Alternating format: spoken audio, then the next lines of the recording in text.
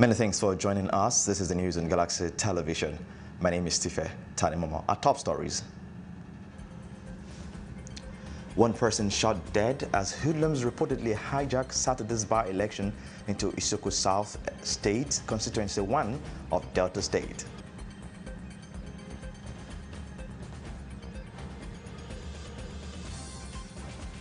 Plus, on the news, Alambra State Governor Willie Obiano orders markets, banks, transport business owners, among others, to ignore sit-at-home order and go about their businesses.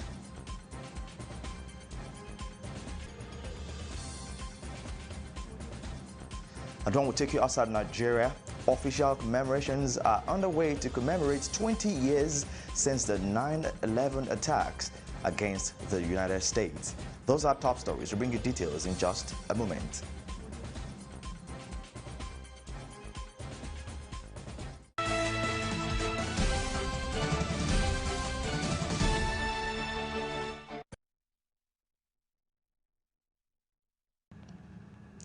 A very warm welcome to you once again. Many thanks for joining us on the news. We'll begin with security stories as hoodlums reportedly hijacked Saturday's by-election into Isoko South State, constituency 1 of Delta State.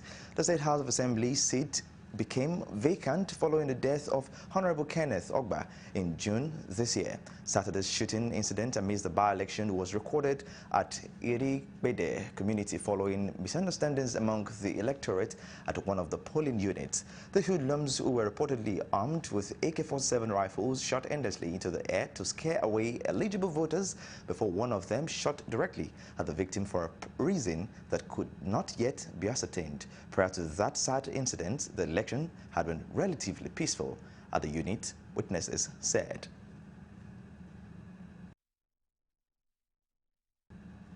We stay with that story as residents in Ikpide Iriri in Isoko South local government area of Delta State have expressed their displeasure over the failure of INEC's new accreditation device known as the Bimodal Voter Accreditation System, BVAS, to capture the accreditation after staying on queues for hours. This is coming after similar incidents were recorded on other areas, which the resident attributed to bad network and technical issues. Speaking to a correspondent at Ikpide, some voters expressed their views on the device, which is being used for the first time in any election in the country. Never vote. The engine, they reject people. Never let me vote. That's why I sit down here. So, for almost 2 hours now. They just tell us like that to wait. Reject people, not supposed to reject people because our names, they're already here, and our pictures, not supposed to reject. Not perfect for now, but what we understand is that they are just test running this system for the first time. So I think there is room for improvement. We have talked to ourselves, and you can see that everything in the community is going on peacefully. We really want to vote. We want to vote for a candidate of our choice, somebody who can really have a good representation of the people, because it's a mandate we are giving out. Meanwhile, the resident electoral commissioner in INEC in Delta State, Monday Udoho Tom, in a statement made available to newsmen this evening, said out of 84 devices, only 8 has technical issues and not the entire BVA's device as speculated. The election was peaceful in most polling units except an incident in Iriri Ward. 10 polling units, 5 were hoodlums were said to have shot and killed one person and carted away voting materials.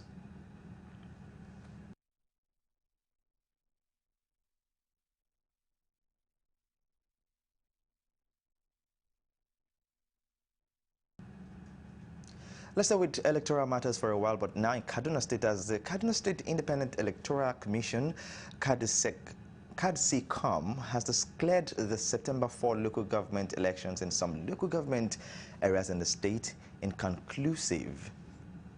This was disclosed by the chairman of KADCICOM, Dr. Saratu Binta Diko Audu, at a press briefing in Kaduna. According to her, the affected local government areas are Jema, Kachia, Jaba, and Soba. Dr. Saratu Binta Diko Audu said that those results are inconclusive because elections could not be held in some wards. In the case of Jaba local government area, however, she said that the tribunal would be left to determine the matter because two conflicting results were announced.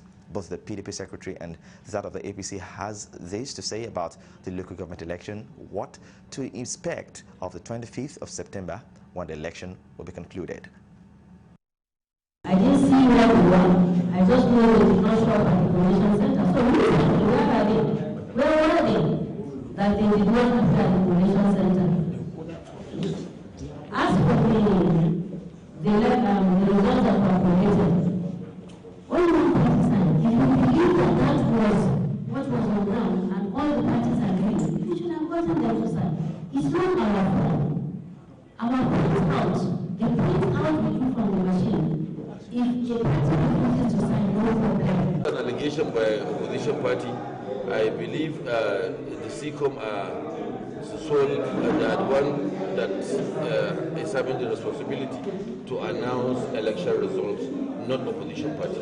Prepared, and we are very hopeful that come September 25th, the four local governments, the run in Soba, and Kachia, we are very sure that APC is going to be victorious. Very unfortunate because in the first place we agree to participate or to join this race because they promised the conduct of free, fair and credible election, which I'm sure you have been with us. We entertain our fears like the running away of the disappearance of the electoral officers or the returning officers, and this is what really transfer. What really happened in these four local government? It's not only four local government. There are a lot. For example, Kaduna North, where we won 8 councillors. APC has only 2 councillors.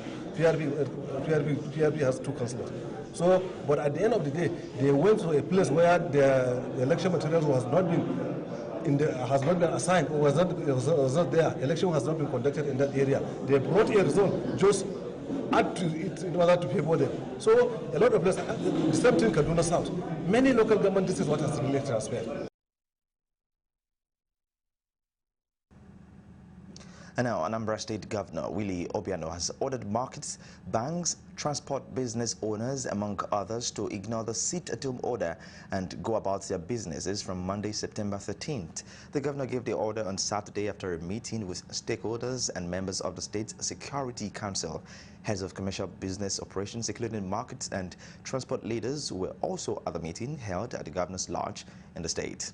He urged residents of the state to ignore the Monday weekly sit-at-home order by the leadership of the indigenous people of Biafra IPOB. He also urged them to help the government to solve the menace of continuous sit-at-home compliance. But compliance Governor Obiano said it is totally unacceptable as it has become inimical to the state's economy.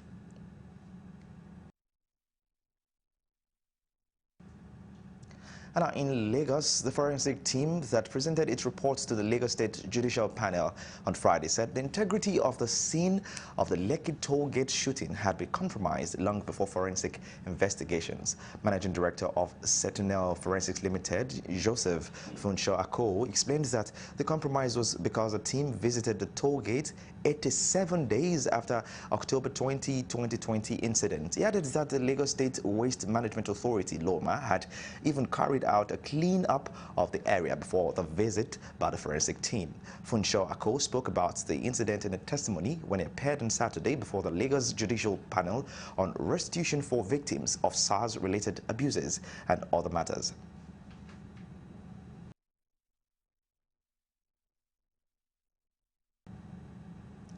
Now, on an entirely different matter, joining us via Zoom here in the heart of Lagos is Gbolahan Olojede, economist and executive director, DMA Advisory Management Services Limited. They will be speaking with us on the economic implementations and implications of the VAT tax law controversy between FIRS and states. Many thanks for joining us, Gbolahan. Yeah, good evening. Good to be here. Right, we'll kickstart with this real quick. The Lagos State Governor, Babajide Sanwo-Olu, has just signed the VAT bill into law, which provides charges for certain goods and services. Now, would you kindly break it down for an average Lagosian who is listing the benefits to the people, or if they will face a heavy taxation burden? Well, I don't think that much has been put into consideration in the whole discussion as far as the payer is concerned. It seems as if what matters to the people, the state government and federal government, it's just about who is to collect the VAT. That is what has been playing out, not necessarily how this will affect the payers. Under the Finance Act 2020, I think it was eventually came into operation 2021. There were certain provisions that affected VAT. It was in that Finance Act that we had VAT moved up to 7.5%, and a few other things, some exclusion. We had some exclusion, businesses that are not doing more than 25 million per annum and all that stuff. Now, the new Act of Lagos State, if it takes effect, it is going to change a few things about that federal law, and the impact on this on businesses is not. I think the confusion in the space alone is not in favor of businesses. Now, my wife is also a business person, and the first thing she asked me this morning was, how is this VAT going to impact her? And I could barely articulate that clearly. So there is still confusion in the space. If you pay to the state today, and at the end of the day, the federal government wins in the court, am I going to be asked to pay a second time? Will there be a way that between the state government and the federal government they can solve this among themselves? Or should I not pay? Should I wait till the whole process goes through the entire court process to the appeal and all the way to the Supreme Court? So that confusion is right there. Then the fact that VAT in itself has the input and the output component side of things, which makes it peculiar. What people actually remit is not that percentage, 7.5, but the difference between their input and the output VAT. Now, under this state's collection, it is not exactly clear how that will play out. So if I have paid an input VAT now on my product, and that product is being sold in another state, so in that state, that is where I will recover the output VAT. So how will that play out if those things go to two different states, rather than a situation in which it goes to a central government who will now distribute to the state? So there's a lot of confusion in that space, and I think we have to now prioritize how this affect the payer of these taxes, and not just the way it has been going on, in which we only seem to be concerned about who is going to collect these taxes. And the controversy around it, the VAT tax law between the Federal Inland Revenue Service and states took another turn, I must say, with the Court of Appeal calling for a return to status quo. Now, what are the economic implementation and implications that may be taken into consideration the call by states lamenting over what they described as burden of taxation by FIRS? You see, in my opinion, we have not really addressed a whole lot of matters, which is why this has become what it has become.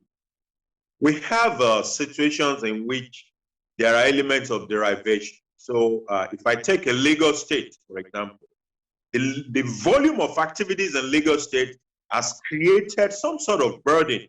The number of people, the number of activities, and therefore, and these are the activities that are generating this VAT.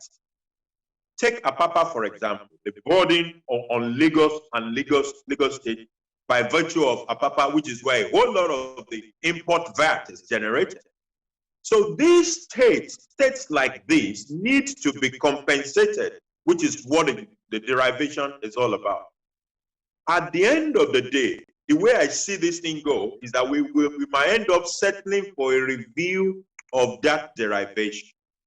In which case, the states that are generating this VAT in higher volumes and therefore are carrying some sort of burden by virtue of the activities that lead to the generation of this VAT need to be compensated better than what we have currently under the VAT law. The pronouncement of the court, it still requires some legal disentangling. I've listened to two different opinions about that case. Some lawyers are saying no. What the court said will not stop the state from implementing because the law has already been passed. And that case, that pronouncement from the court was not to stop the implementation of the law that has not been passed by those states.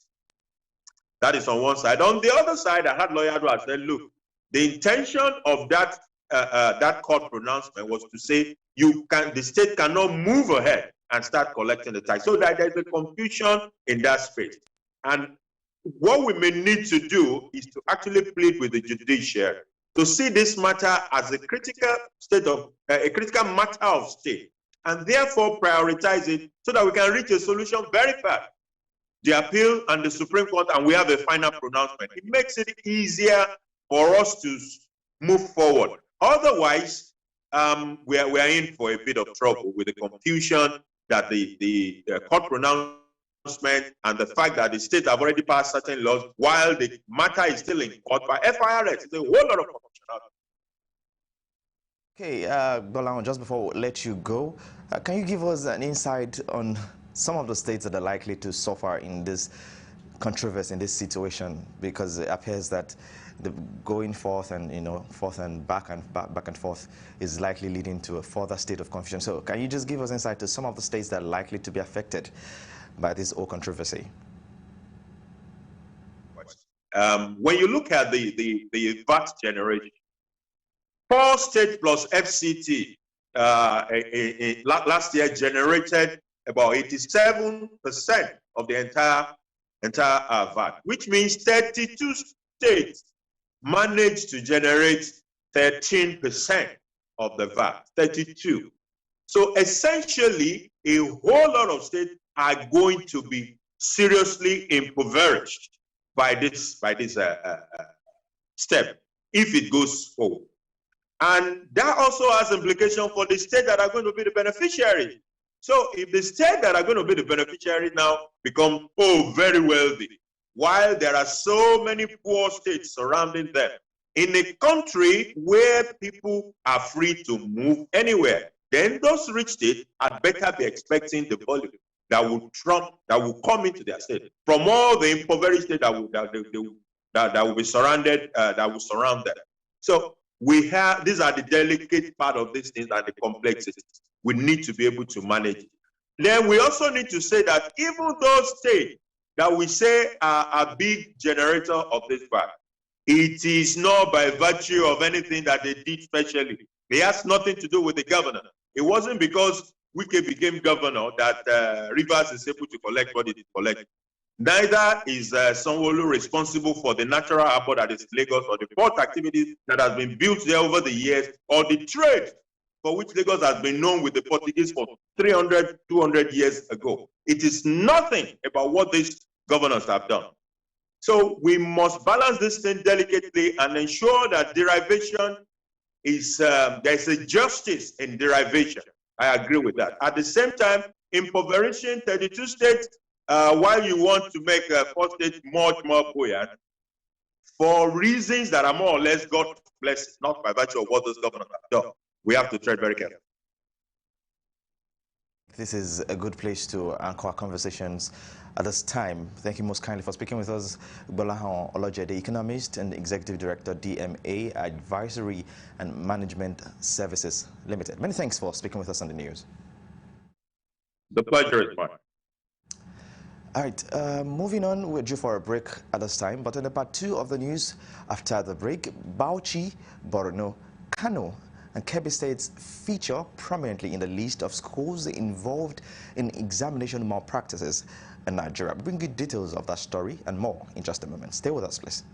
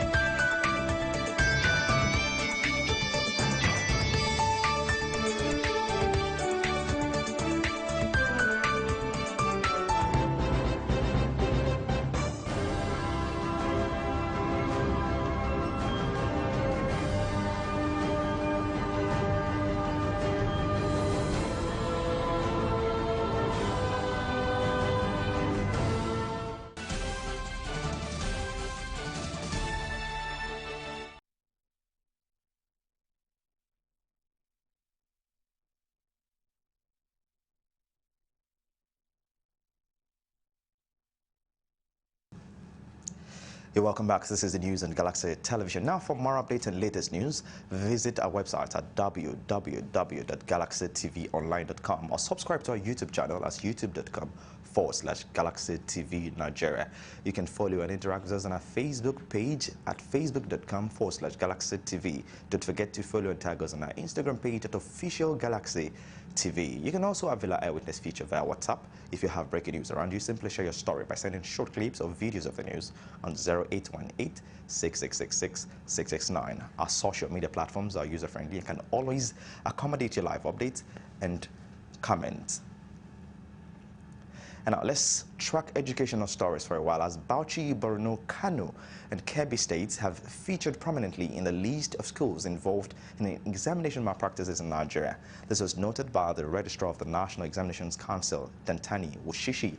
Wushishi disclosed that examination malpractices are rampant in northern states and high in Bauchi, Borno, Kano, and Kebbi states in the past 5 years. He disclosed this during his presentation at the 2021 Biennial National Conference and AGM of Association of Model Islamic Schools, titled Consequences of Examination Malpractice, Closing the Gaps and Incentives for National Growth. According to Wushishi, in 2016, Bauchi has 8.17%, while Kaduna has 6.20%, Kano has 5.51%, Plateau has 5.31%, and Sokoto has 8.87% experienced high level of examination malpractices.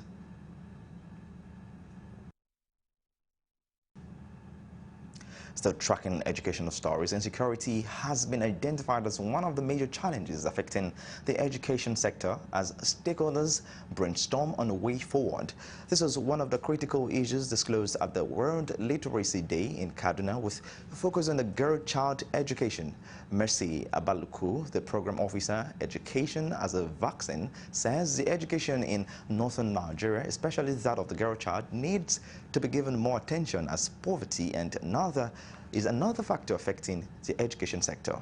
Karib Lawal, a Deputy Director of Social Mobilization from the State Universal Basic Education, says Nigerians, especially northerners, must learn to acquire education against all odds. Banditry is a great pandemic as well as regard to education. There are a lot of our schools, most of them in the rural areas, that were shut down because of the banditry.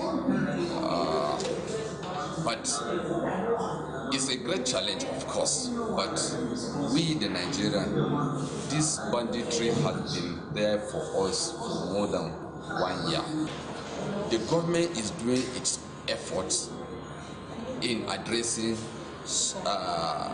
the banditry solution, the solution of banditry. Seriously, the development of the female literacy in Kaduna State is very poor, because I know how far I've gone. Some houses I'll go, they'll just tell me, girls, this. So some parents are not actually interested. They always ask me, okay, what of boys? They are always interested in their male child more than the boys, thinking, okay, if this knowledge is being passed through my girl, at the end of the day I won't benefit because she's actually getting married. But that is not it. I am actually encouraging every parent, every girl child to please come up. KCBA 2021 with the theme of this year, adopting new innovative ways to see that learning continues. We know we're in Kaduna State, unfortunately our schools are closed because of insecurity. So with the conversations we've had with our advocates and the community members, they've been able to tell us that if at all, they can even set up a local library in their communities where children can come and gather and read. Someone like me, there's a local library, I have a lot of books I can donate. I have books that I use during my time, the Macmillan, then I can donate books. Children can come and read story books, even if they don't have a math teacher that teaches them the algebra and the mathematics, but they can also read stories to improve their grammar as well. A coalition of civil society organizations says it's ready to partner with Nigeria government to promote peace and achieve sustainable development goals. World Peace President Ambassador Per Staffsen stated that the association will make every contribution to ensuring safety of lives and properties. Meanwhile, as an eminent peace ambassador, they are expected to promote the principles of the United Nations on achieving the global goals, being the Sustainable Development Goals, and never to consider the award as a reward to status, but as a call to duty and to help humanity. Receiving this special SDG copies on behalf of the National Assembly, Honorable Aminu Suleiman called on Nigerians to embrace peace and be more vigilant in their communities. People that work with you, and that's why we always send some messages to people that should be very cautious, people that stay around you. That was normally going in Nigeria now. People that was close to you, they go ahead and give their information to the people. So we are advising Nigerians to take note of that. They should be very careful, the people that stay around them. They normally cause all these things going on. Mr. President is doing his own best to do everything. Presently, you can see that they are in Zamfara. There's no any network in Zamfara, so that they are able to tackle these security challenges. Today, it has occurred to me to realize that the United Nations from 2015 shifted from Millennium Development Goal to Sustainable Development Goals. And because they want to embrace and include every aspect of life. And this week, we are celebrating SDG, as we call it in a short form. Now, in Delta State, the Olu of Warri has promised to partner with Police Officers' Wives Association, POWA, in ensuring that wives of policemen who lost their lives during the EDSA's protests are not forgotten. The monarch made this known when he received the wife of the Inspector General of Police, President, Police Officers' Wife Association, Ajia Hajira Baba Usman, who led other members of her executives in a solidarity visit to the traditional ruler in Warri. Fielding questions from newsmen, the POWA president said wealth, health, and education are 3-point agenda in empowering police officers' wives. Anything that will encourage my women, I put it under my 3 key point agenda, which are wealth, health, and education. Under the welfare, I do give out empowerment to the women so that they will not relent on anything that has happened before. Most especially the widows. I encourage them. After 6 months, I will now come and see how far they've gone in their business. The high point of the visit was the exchange of souvenirs and the provision of 300 cartons of food items by the wife of the Olu to POWA.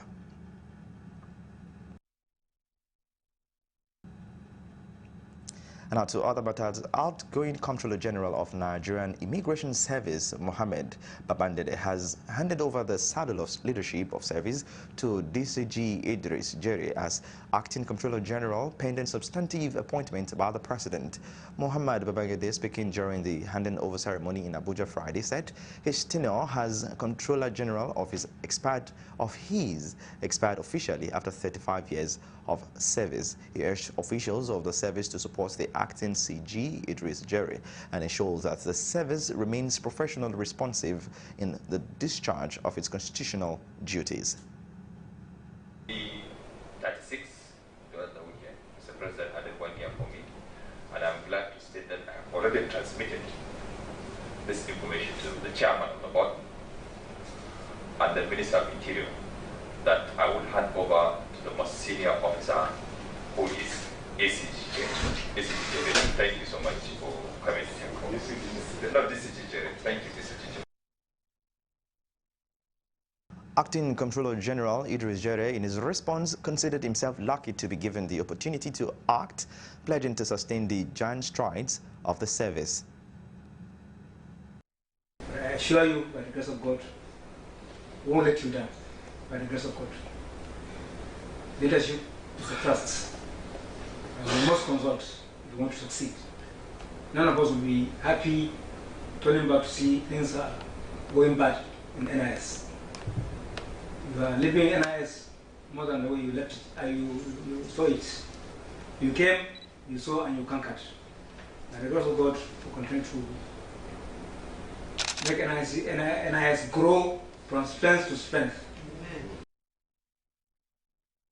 Jerry got the acting capacity because he is the highest ranking officer in the service.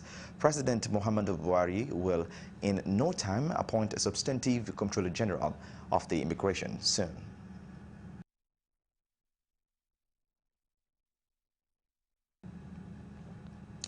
Nigerians once again made specific demands directly to the federal government on infrastructure, particularly good roads. Galaxy's Tifet Animal gives us more insight in this report as he examines the travail of citizens suffering from deplorable state of roads in Ado-Duota local government area. Now the report.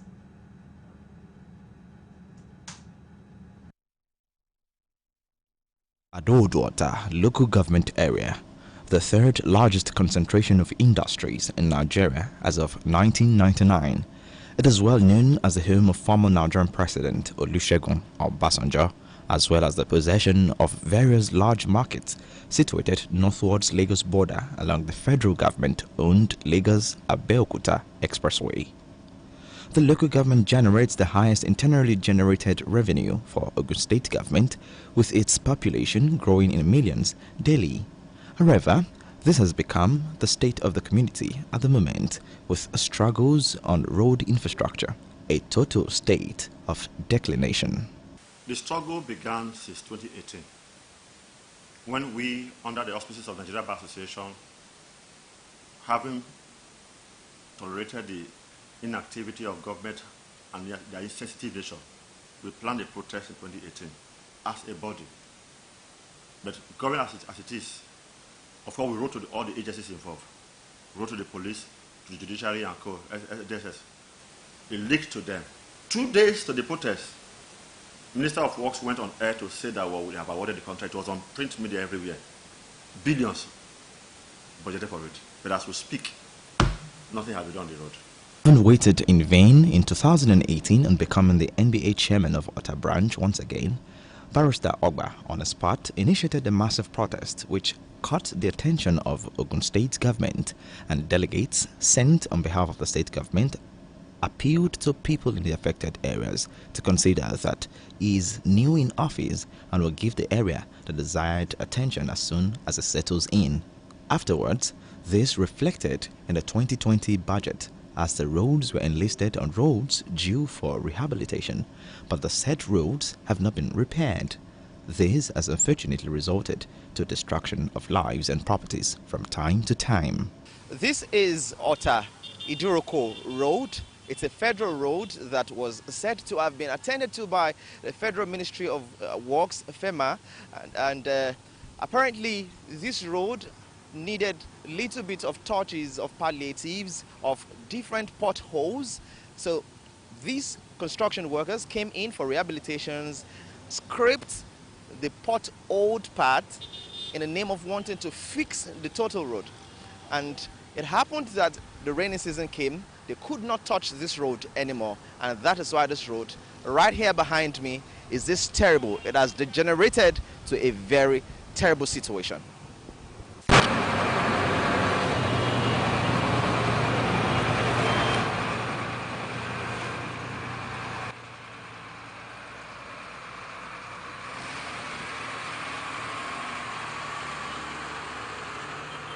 It's difficult to do business here.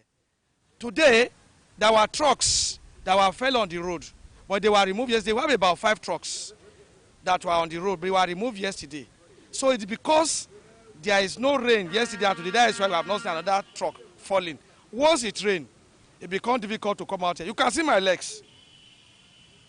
Very difficult to come here. I can't go out to Cross Road. So if you put yourself in the position of our customer, you're not willing to come here. You know, if our roads are good, it will also support the local government economically. And by extension, the government will also prosper. But with what we are having now, people are even running out of Ado-Ota local governments. Businesses are closing down. So government will not even be able to collect taxes that it's supposed to collect. They will not be able to even get the revenue they are supposed to get. So automatically the government is also being just changed at the local government level. And by extension, the transport cost is growing higher day in, day out. Iduroko Road, that place belongs to our market side. And that area is very, very bad. The road is not good at all. It even affects our market. People that are supposed to be coming to the market because of that road, they refuse to come. So it affects our market. We don't sell as I've been selling before.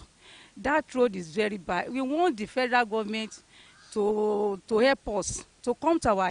Galaxy's Tife Tanimomo examines this report as residents of the communities around the affected areas lament the use of their neighborhood as alternative routes for commuters, saying this has only exposed them to more pollution. It causes traffic in front of my house. I live here. It makes it so busy and so noisy. Because normally this road is just meant to be a residential road, but now it has turned to a federal road entirely. Because vehicles going to Lagos also take through this road, because this is the only alternative road right now. If you go down to the roundabout there, you see the traffic there. Meanwhile, they are meant to go through the toll gate road, which is also bad. The Abeokuta Express Road is bad. They can't take that, so they come through this place. They make use of our own road, make it bad, damage it. Even trucks also pass through here. So I myself can't even take my cars out. We're having a terrible situation about roads in this area. It has been so difficult for us to go out, especially when it rains. Most of us have to abandon our cars. We have to go either by bike or even to walk. We are appealing to the authority to please help us. And it's been difficult for people to go out, to move out. It's affecting the business and commerce. So we are appealing to the government. We've been doing everything possible. I've been writing letters. Maybe you are aware of what is going on in Ota now. And it actually affects everybody that lives in Ado-Ota local government. However, speaking with Galaxy TV News on a phone conversation, the Director General, Federal Road and Maintenance Agency, FEMA, Olukayode Popola, urged users, commuters, and all affected persons to exercise patience with the government as they are already working. Tife Tanimomo, Galaxy Television News. And our government at all levels in Nigeria have been advised to revive the moribund primary health centers across the country in the interest of the less privileged.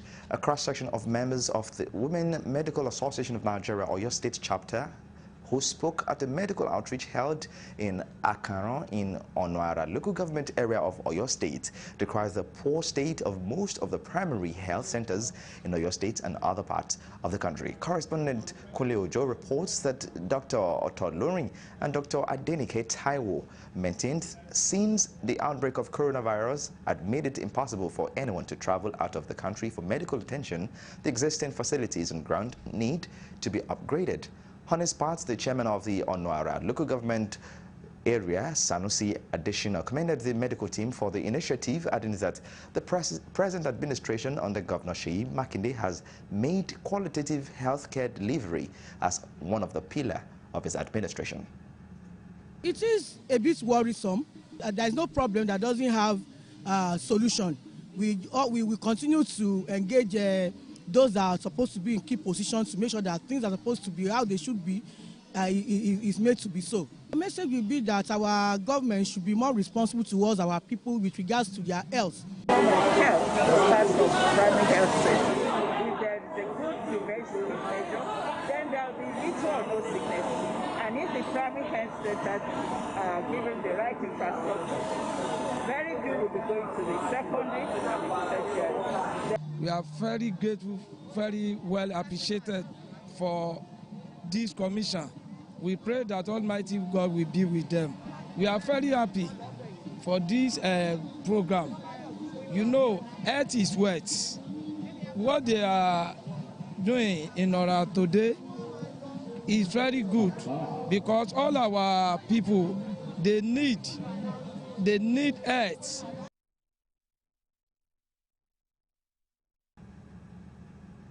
Now, a 12-year-old girl, Ngoho Sunta, has been placed on admission in one of the hospitals in Makurdi after she was beaten up by her caregiver, Agatha Shagbo, inflicting multiple injuries on her. The incident at Akbehe, near Wurukum Market, Makurdi, took neighbors by surprise when the little girl was rushed to a nearby pharmacy following the injury she sustained on the account of domestic offense. It took the intervention of an NGO, Community Links and Human Empowerment Initiative Executive Director, Dr. Helen Teg, who raised her to the hospital for proper medical attention and assessment. As she said, it is a case of child abuse, which has been reported to NAPTIP. The caregiver, Agatha Shagbo, mother of two, who spoke scantily, said she didn't mean to inflict injuries on her, but chose to beat her to serve as deterrent for the domestic offense. She, however, regretted her actions. Meanwhile, the 12-year-old Ngohol said she came to the woman's house barely a year after she lost her father and her mother, married to someone else. Since she came, she has not been schooling.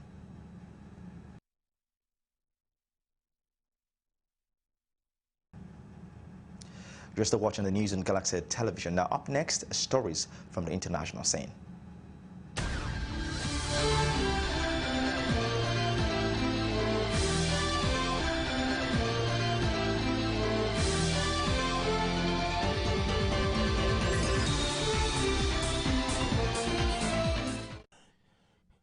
Welcome to Stories from the International Scene. Official commemorations went underway to commemorate 20 years since the 9/11 attacks against the United States. The ceremony in New York started with a minute's silence at 0846 EST, the exact time the first plane hit the North Tower of the World Trade Center in 2001.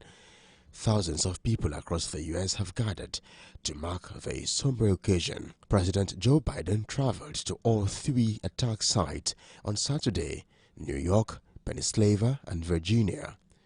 A minute silence also marked the moment the second plane crashed into the South Tower of the World Trade Center. Similar tribute took place at the times when a third jet struck the Pentagon in Virginia, a fourth hijacked plane crashed into a field in Pennsylvania, and finally when the World Trade Center towers collapsed. In total, 2,977 people died in the attacks when Al-Qaeda militants hijacked U.S. passenger planes and crashed them. Most of those killed were U.S. citizens, but the victims also included nationals from more than 90 countries. The first person to start reading out the names of the victims was Mike Lowe, who lost his daughter in the attack. Speaking solemnly, he thanked those who helped him and his family get through the darkest days of their lives. Mr. Lowe recalled the grey and black world of New York in the aftermath of the attack and asked for 9/11 to be remembered not as numbers or a date, but the faces of ordinary people. Relatives also took turns to read names of victims as well as emotional messages to their own loved ones who died. Let's stay with the 9/11 attacks as Khalid Sheikh Mohammed, the alleged mastermind of the September 11 attacks, along with 4 co-defendants, appeared in a military courtroom at the Guantanamo Bay this week for the first time since the coronavirus pandemic began. The aged Mohammed, now 57 years old, his long beard tinted orange, smiled and gestured with his co-4 defendants, all kept aside the courtroom in isolation at the high-security United States prison. Mustafa Ahmed al-Hassawi, Ramzi bin al-Shib, Walid bin Attaj, and Abdulaziz Ali and Mohammed faced the death penalty in a trial by military tribunal at the prison bay that has yet to start and remains bogged in process 20 years after the attacks. The 5 are accused of war crimes in the September 11 aircraft hijackings that resulted in the death of 2,976 people. A new military judge has been assigned to the trial, previously expected to start in 2022 but now likely to be further delayed as lawyers for the defense prepare to attack the legal foundation of the military commission. Mohammed's legal team would be filing a series of motions designed to challenge the legitimacy of the military commissions and bring to light the CIA's torture of Mohammed and other detainees, so it said on Wednesday. In the meantime, the United States has removed its most advanced missile defense system and Patriot batteries from Saudi Arabia in recent weeks, even as the kingdom faced continued air attacks from Yemen's Houthi rebels. The redeployment of the defenses from Prince Sultan Air Base outside Riyadh came as Gulf Arab countries nervously watched the chaotic withdrawal of U.S. troops from Afghanistan, including their last-minute evacuations from Kabul's besieged international airport, while tens of thousands of American forces remain across the Arabian Peninsula as a counterweight to Iran. Gulf Arab nations worry about the U.S. future plans as its military perceives a growing threat in Asia that requires those missile defenses. Tensions remain high as negotiations appear stalled in Vienna over Iran's collapsed nuclear deal, with world powers raising the danger of future confrontations in the region. Prince Sultan Air Base, some 115 kilometers, that's about 70 miles, southeast of Riyadh, has hosted several thousand U.S. troops since a 2009 missile and drone attack on the heart of the kingdom's oil production.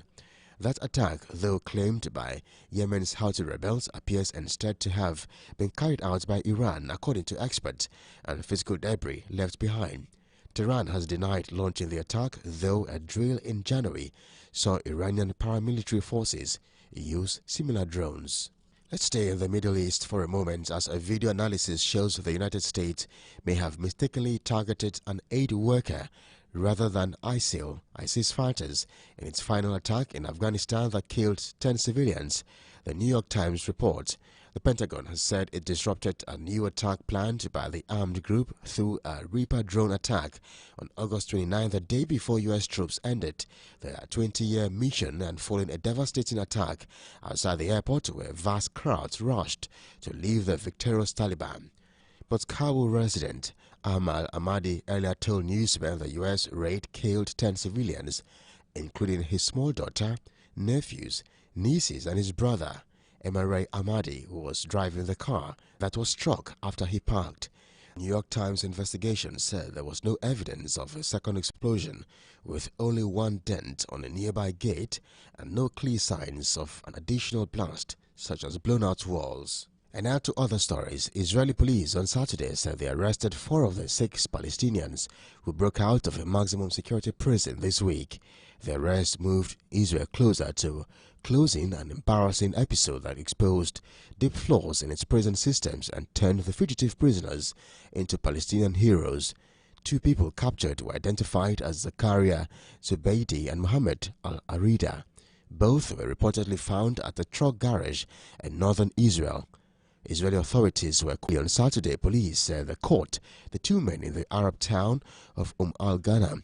Zubaidi was a leader during the second Palestinian uprising in the early 2000s. While he has been linked to attacks on Israelis, he also was well known for giving frequent media interviews and for a friendship he once had with an Israeli woman. Zubaidi over the years received amnesty and taken college courses and was active in the West Bank theater movement before he was rearrested and handcuffed and wearing a white headband, being led away by two police officers.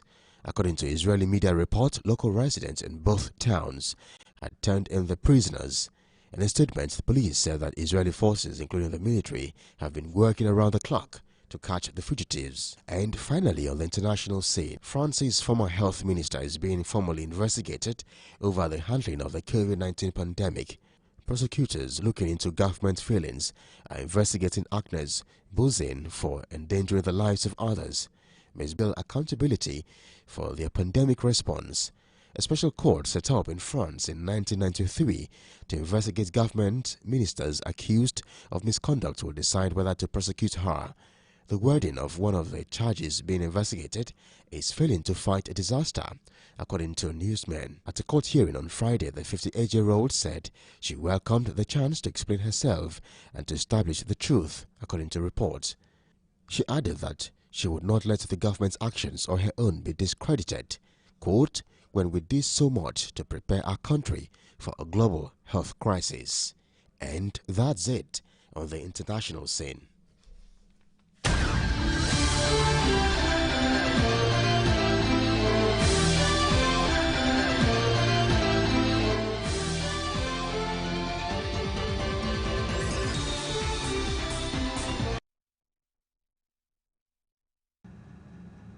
And that's the much you can take for now, but for more updates and latest news, visit our website at www.galaxytvonline.com or subscribe to our YouTube channel at youtube.com.